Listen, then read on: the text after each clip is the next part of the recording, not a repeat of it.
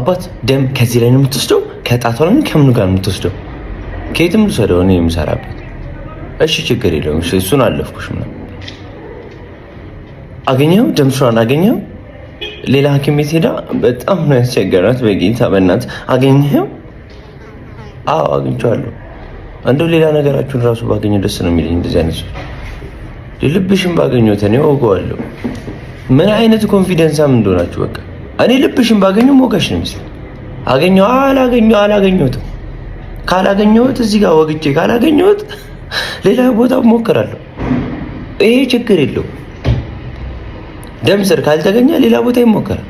በሳሳት እኮ በሳሳት አላገኘሁትማ ደም ስር። ልጅቷ ቀጭን ነች። ደም ስር የሚባል በተፈጥሮ የሌላችሁ ሰዎች አሉ። ምንም ደም ስር የላትም። ምን ላድርገውሽ? አልወጋት መጣሽ